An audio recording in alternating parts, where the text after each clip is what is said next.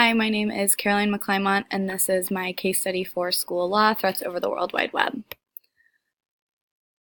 What is known is that a threat was made against a teacher online. It was a social media website, and the teacher was given a link that sent her to the post where not just one student, but a group of students were criticizing her teaching and herself in general.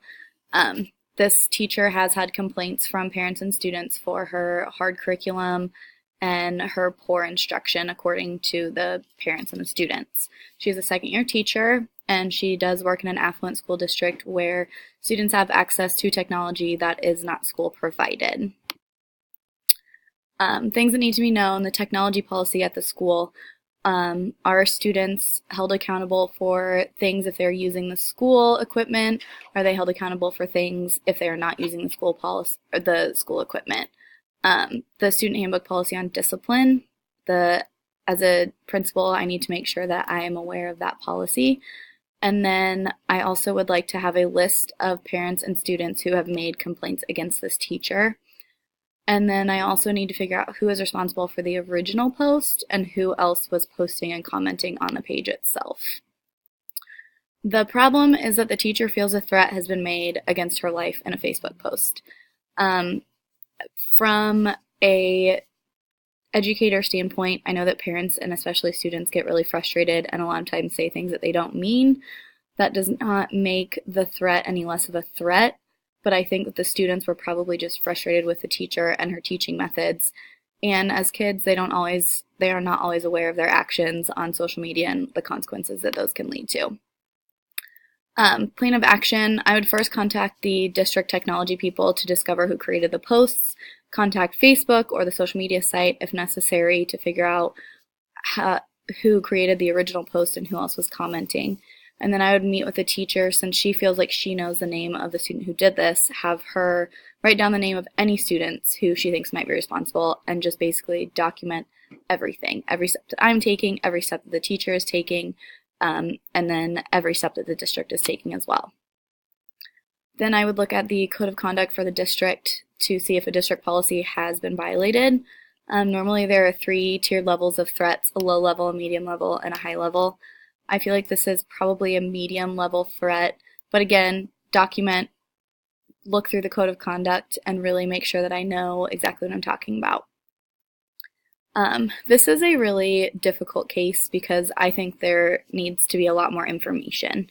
Since the teacher feels threatened, the students are held liable for the threat, whether it was intentionally meant or if it was just a joke trying to vent. The teacher feels threatened, and so therefore the students are responsible. The guiding principle in dealing with student threats should be that the first and foremost goal and duty of school personnel is to safeguard the physical welfare of students and colleagues. So that means that the teacher feels threatened, and therefore, as a leader, I need to acknowledge that the teacher feels threatened, and I need to make sure that she feels safe.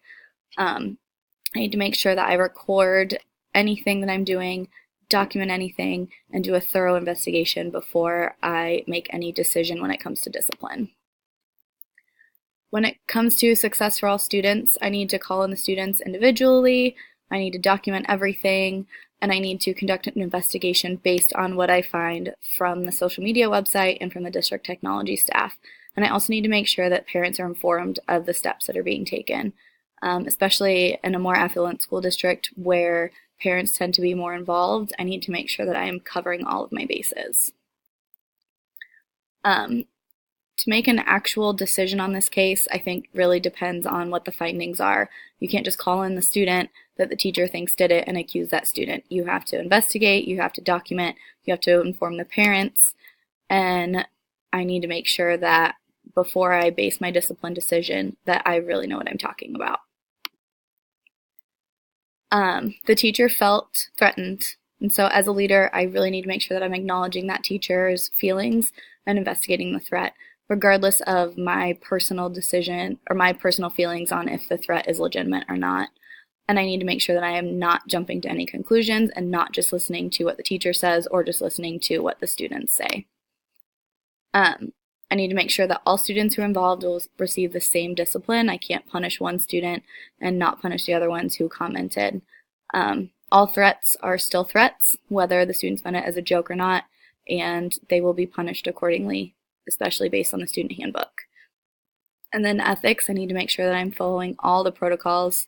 I need to make sure that I'm not biased based on students who I might favor or parents who donate money to the school or participate.